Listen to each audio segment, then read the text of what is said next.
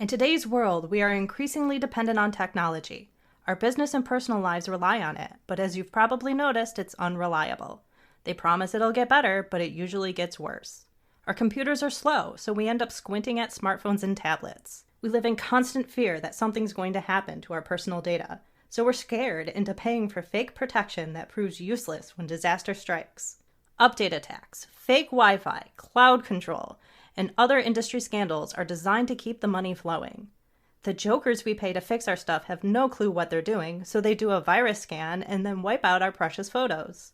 Intelligent, successful people feel intimidated by the chaos and think it's somehow their fault.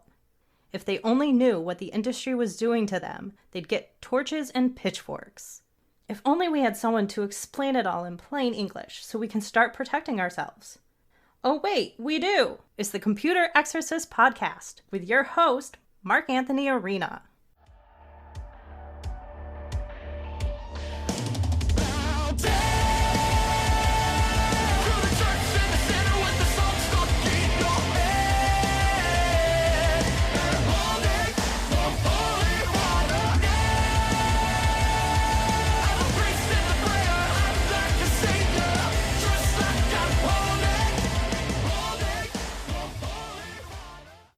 From the Wallace Memorial microphone in my home office somewhere in Western New York, it's the Computer Exorcist Podcast. Thanks so much for tuning in this week. And remember, if you want recommendations or if you want to know how to support the show, then check out my recommendations page on my website, thecomputerexorcist.com. And if you like what you've been hearing, then check out my site, becomeanexorcist.com, where you can buy all the training. There's 40-something training documents. You can buy them at your own pace and learn. Eventually, I'll do training videos to go along with that. Okay, so today's episode, we're going to keep going with our series on automobile-related articles. I'm going to make an effort this time to do a little less tangents. I mean, obviously, the point of this show is for me to read articles and then give my take on things, but I will try to go off on less tangents this time. Okay, so this is from Car and Driver, March of 2020. Daniel Pund, 10 Ears is the name of the article. The Porsche 911 gets a pair of acoustic sensors just as its drivers are likely to have stopped using their own. As a regular driver of new cars with all manner of sensors, warnings, chimes, buzzers, I have beep fatigue. Every morning as I back out of my driveway, I'm greeted by a chorus of beeps, buzzes, and bongs because whatever vehicle I happen to be in goes into full panic mode. The route from my backyard parking spot to the street is sort of a low-speed autocross course. Because I never remember to turn off the parking sensors, I've grown inured to the cacophony. Only cars with rear automated emergency braking get my attention anymore because they slam on the brakes for me when there's a bush nearby. I bring up my petty annoyance so that you will understand why it took me so long to consider a warning recently presented by a Porsche 911. I was trundling along on I-75, and then, bong, caution, please adapt driving style, switch on wet mode. I've been conditioned to think, whatever, in these circumstances, but 10 minutes later, bong, caution, please adapt driving style. This happened at least 3 more times, as I tried to make a very important appointment with Panera Bread. Finally, I took decisive action. I texted Porsche Public Relations. Why is your car trying to tell me what to do? It didn't occur to me to ask how the vehicle knew that I was driving on a wet road. I assumed it must have recognized that I had the wipers on. But wait, since traffic was light and the storm already passed, I didn't have the wipers on. Turns out there are acoustic sensors in the front wheel wells that can sense the difference in pitch between a wet road and a dry road, is what Porsche replied to him. The car automatically sets the stability control system into a program designed for wet conditions, even if you, like me, ignore the warning. Switch the vehicle into wet mode, and it softens the throttle response extends the wing at speeds above 55 miles an hour for more downforce, and that's good. That makes sense. You need more downforce when it's wet, but I just don't like that it's beeping at you, okay? And an all-wheel drive models diverts some of the torque to the front axle, okay? Now, it's true we long ago developed silica-based sheets of transparent material that we wrap the car in.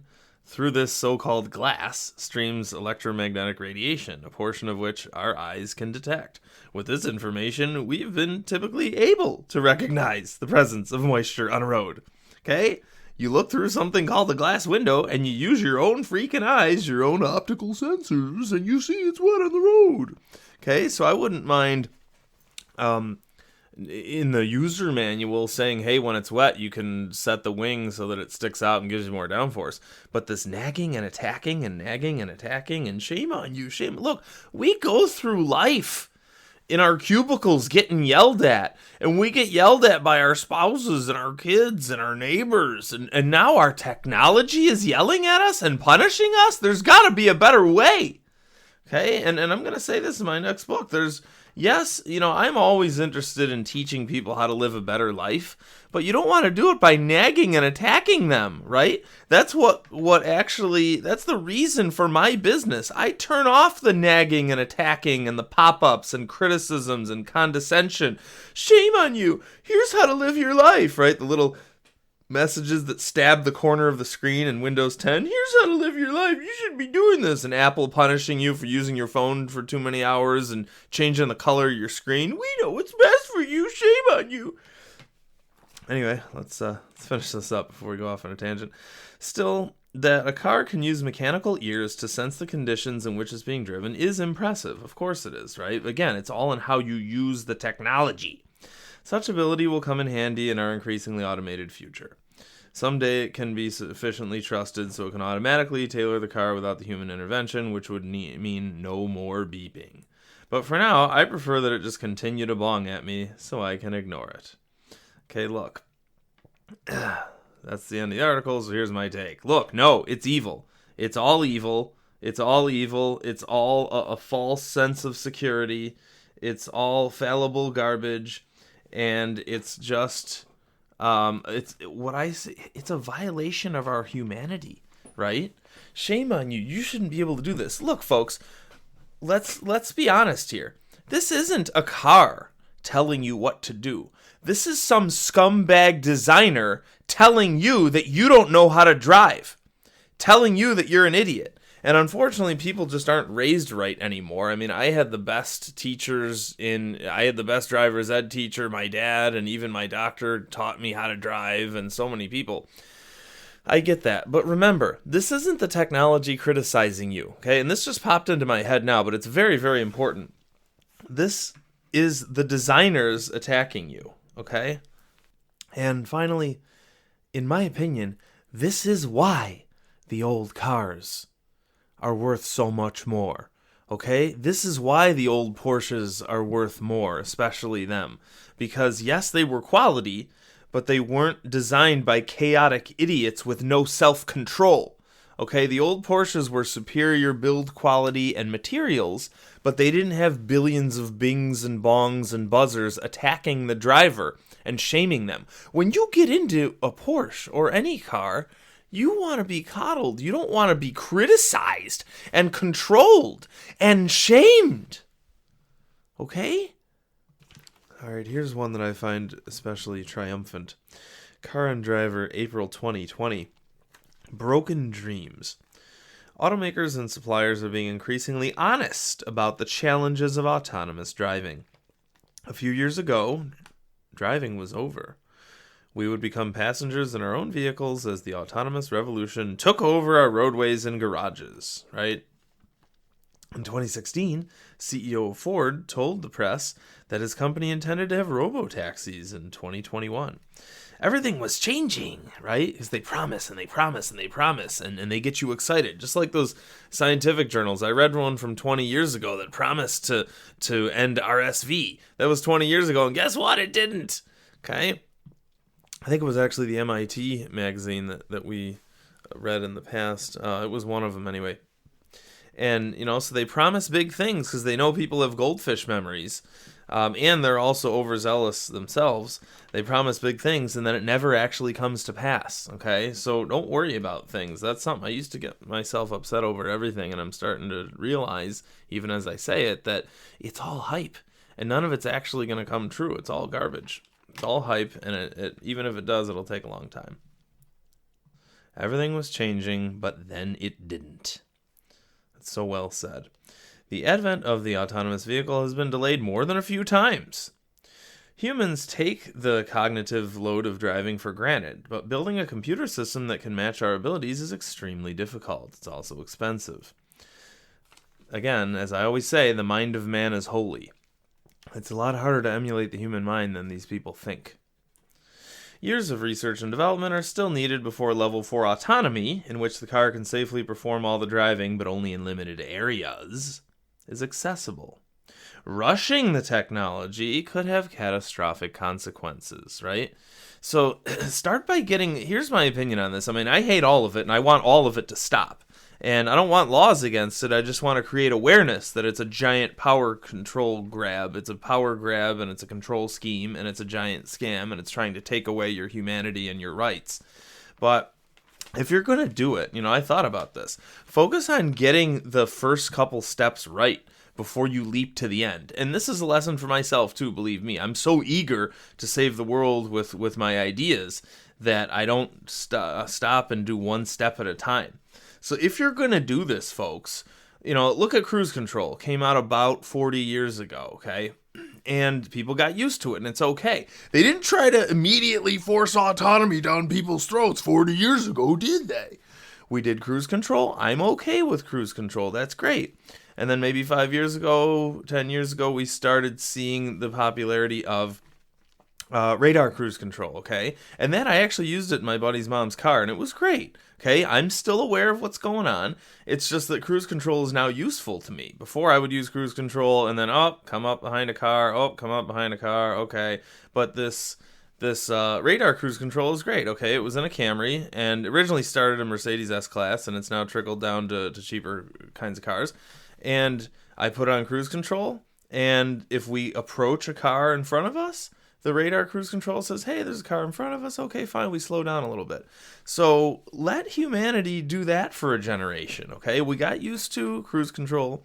Now let's get used to radar cruise control. And then maybe we'll do the lane sensing where the car keeps itself in its own lane on the highway, right? Let humanity get used to this stuff, okay? And honestly, this industry loves the frog in the boiling pot thing, right? It would really, if you're an evil genius, you would think you'd want humanity to get involved and addicted to this stuff slowly, because their haste usually gets in their own way and usually exposes them for what they are. So yes, I hope that they continue to be hasty and sloppy and ruin everything so that people see it's a giant sham. But look, yeah, you might want to start by having some little bit of technology here and there that humanity can get used to, okay? Anyway, self-driving in 2018, a self-driving Uber vehicle struck and killed a pedestrian in Arizona, and I talked about that story years ago.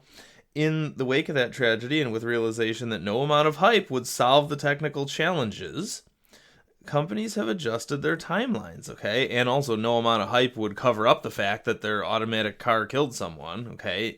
It mistook the person for a deer or for a road or something crazy. And we talked about the other day about the AAA studies that said most of the time, most of these autonomous vehicles do the wrong thing, okay?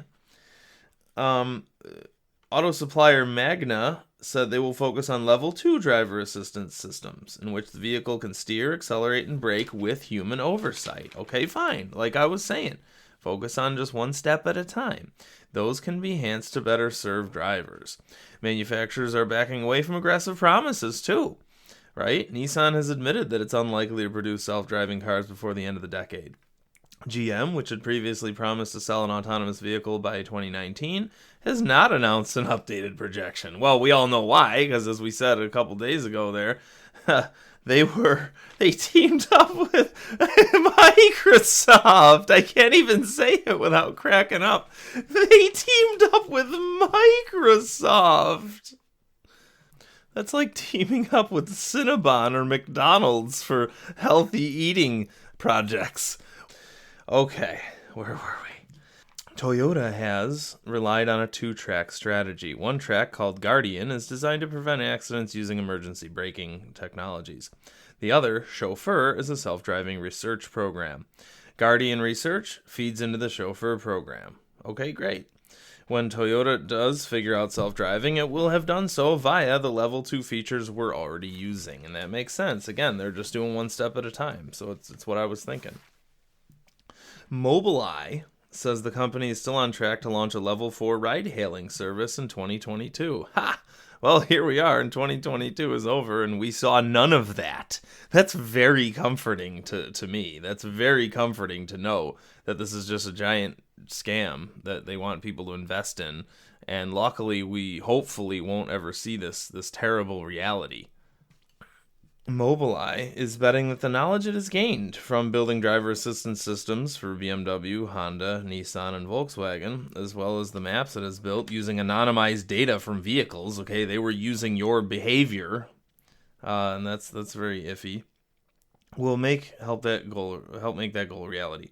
Mobileye is also working on true redundancy. So they use LiDAR technologies in one test car and radar technologies in another.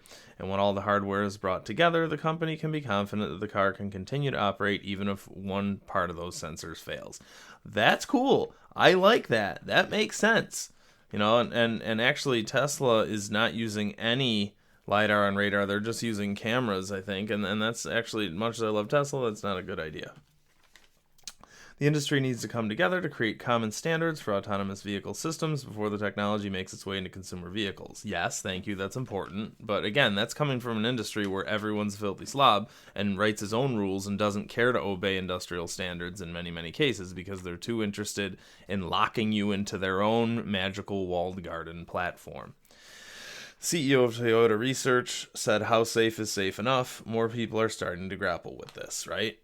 And again, that all boils down to, instead of individual situations, because every individual situation in reality is different, instead of that, they're letting a handful, 7 or 8 programmers, control all the cars in the world and make moral decisions in a blanket situation, instead of realizing that every situation is completely different.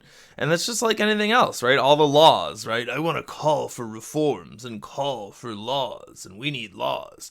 And those are blanket sweeping generalities that are the least efficient at dealing with individual situations. That's why we have human judges, okay? Judges are human beings, so that we treat each case differently with the law. And it's the same thing here. We need human beings and human judgment when you're driving to know the individual situations, instead of an evil computer that's, mass produced so that every brand, every Hyundai and every Ford and every whatever plays by the same rules created by a handful of programmers who've never seen the real world before.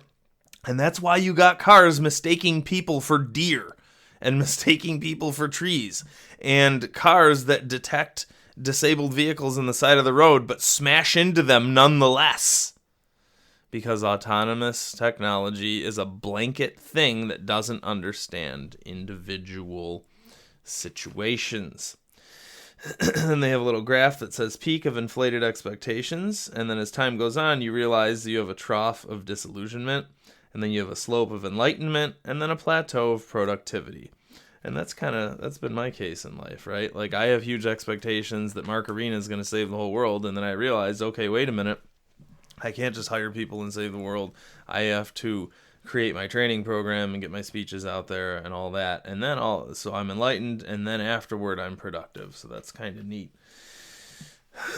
Okay, folks, couple more quick ones. Autoweek.com, April of 20. Honda adds more dials and fewer touch controls in the UK, and we wish the US were next.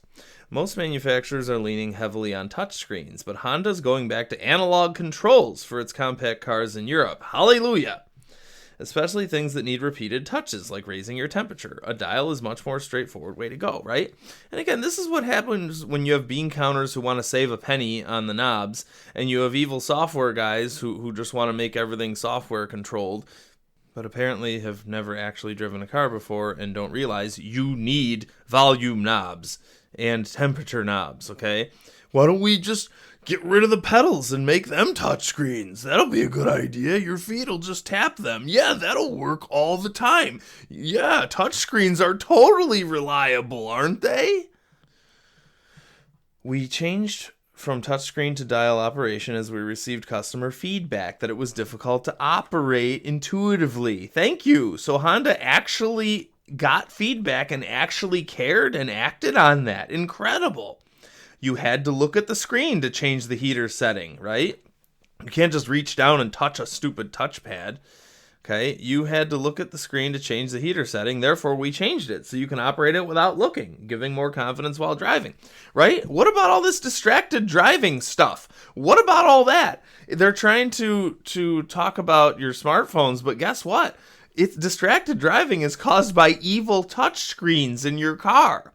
Okay, I have an '04 car with a real volume knob and real mechanical knobs for the not automatic heating and air conditioning, and I don't even use air conditioning. It burned out and I don't even care.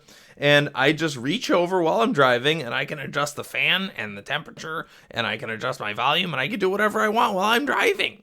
And I'm not distracted at all. The only thing I'm distracted by is thoughts of how terrible my industry is and how overwhelmed I am with work. So a dial is the much more straightforward way to go. You had to look at the screen to change the heater, so we changed it. Imagine that. The reason most manufacturers got into touchscreens was the smartphone, right? Everyone was using it, so it was a no-brainer. The difference is when we're using our smartphone, we're hopefully not driving. They're still more distracting than just grabbing a knob and twisting it. Imagine that. Climate control, volume, tuning controls, all of these things are just easier with a dial. BMW iDrive can be controlled through a rotary knob by twisting and clicking. Okay, that's great, but it still requires your eyes to look at the menu, so it's not at all right. That's leave it to the people in my industry to say, oh, here's a knob, yeah, knobs are good. Like in Dumb and Dumber, pills are good. So the industry, BMW says, knobs are good, but they didn't bother realizing the fact that BMW's iDrive knob still requires you to look at the screen. So that's utterly pointless. They just have no brains and no logic. So much for tangents. Okay. This new system will be popular with the company's aging owner base in the UK, because apparently the Honda Jazz is the choice for old people over there. That's their favorite car. And the voice controls could eliminate touchscreen debate forever. Or, because voice controls are evil, it could bring unprecedented frustration, right? Hey, folks, yeah, you ever use one of those voice prompts when you call your cable company? Ding, ding, what do you want? How can I help you? And you're sitting there screaming and yelling, and it's, you ask it for customer support, and they say, ding, ding, you wanted salad with ranch dressing, right? No, that's even worse, right? Stop it. Stop doing things, industry. Stop doing things. So Honda already got rid of the slider volume control after numerous complaints. So dials all the way down, that's my dream, says the article. And that's right. I want no features, no anything, just dials, leave me alone, and I want everything to actually work reliably. We never had reliability issues with old cars with dials. They just worked forever. Okay. Autoblog.com, September of 2020. Lincoln Sync 3 infotainment review.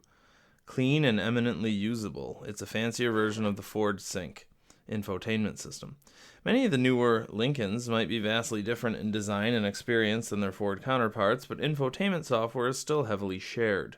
That said, Lincoln has made a great effort to make its version of Microsoft Sync feel more upmarket and premium. Alright, let's see what happens. Lincoln's snazzy new look can be customized with color combinations, but the core interface remains the same. They generally all consist of muted tones that exude old-world luxury more than the heavy-handed blue hues of Ford. Okay, So I like that the core interface is the same, so it's the familiarity. If you own a Ford and a Lincoln, it's going to be consistent, hopefully. But sure, they want it to make it look a little prettier. That makes sense. Sync 3 has a bottom bar of quick toggle, commonly used apps, and a home button in the top left corner. By the way, Apple was doing suggestion attacks where they suggest what apps you should be using on your Macintosh. And unfortunately, I just worked with a brand new Android phone recently, and I wanted to move an app down to the bottom bar, the place where you keep the frequently used apps. And every time I dragged an app into or out of the bar, the app would just respawn and taunt me and attack and put itself back there. It was called a suggestion bar of apps that we want you to be using. It was the most infuriating thing in the world. Of course, I couldn't figure out a way to turn it off. So, side note there, newer Android phones have suggestion attacks where they put whatever apps they want on the bottom, and instead of just disallowing you from moving them, it respawns and attacks. Anyway, so there's bottom bar of quick toggle commonly used apps. Okay, hopefully those just stay the same. And a home button. Okay, great. You need a home button to get back to home. That's one of the greatest inventions ever. It brings you back home if you're lost in the weeds. It makes getting to any particular set of menus quick and painless. Great. Squared off icons are used within menus with large font. That's important. They're Lincoln users here. It's just like the Buicks of the late 90s when they started doing large clocks. That was a really good idea. Large fonts and intuitive scrolling.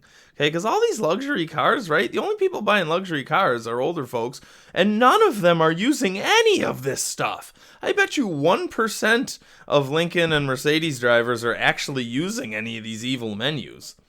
Okay, none of them need any of this. Even in the premium brands, again, go back to just build quality and leave it at that and get rid of the software and go back to knobs.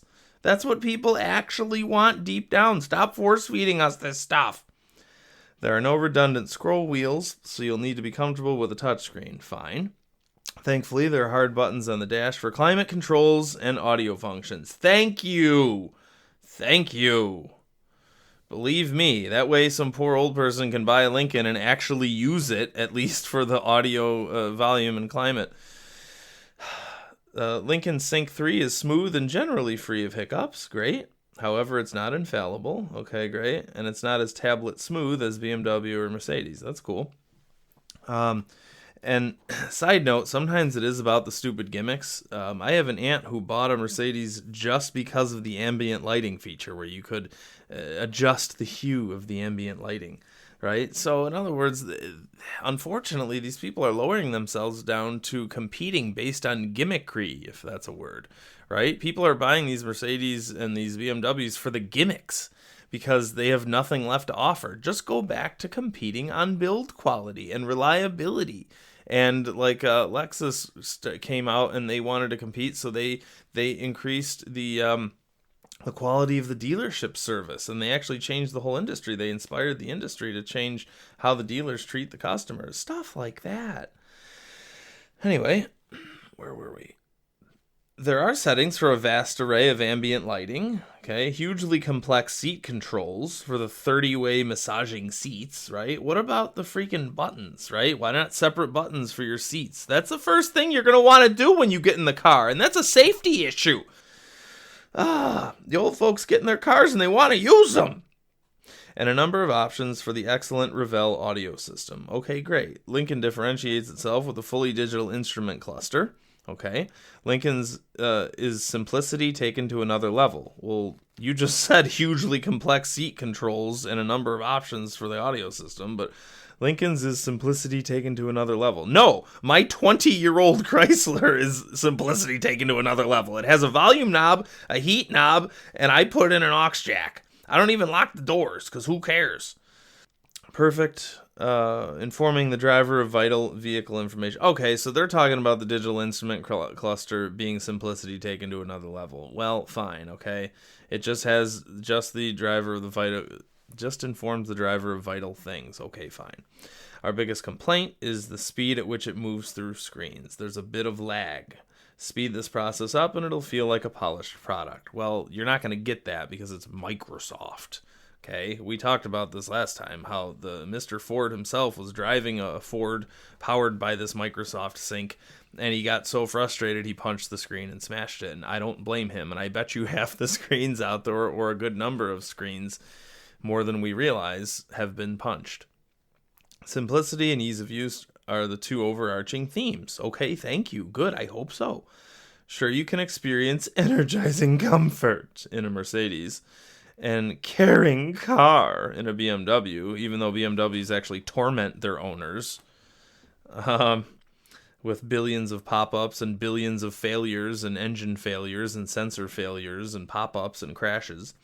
Assuming you take the time to learn the intricacies and complex menus, the benefits are much greater than Lincoln can offer. Okay, so they're talking about the German cars have complex menus, and maybe they are benefits, but however, there's a lot to be said for simple software that gets the basic job done right. So yeah, that's well said. That's what I was going to say there, is that no one actually needs any of those features. There's a lot to be said for simplicity. And on that note, no one's talking about this. Tell your friends about the show. Thanks so much for listening. We'll talk to you next time. thecomputerexorcist.com if you want recommendations, or if you want to buy a hoodie, or if you want to buy a PowerTac flashlight. I have a coupon code on there. If you want an automated backup for your computer that's a lot better than Carbonite, then take a look. I recommend iDrive, and I have a coupon code there. Thanks so much for listening. We'll talk to you next time.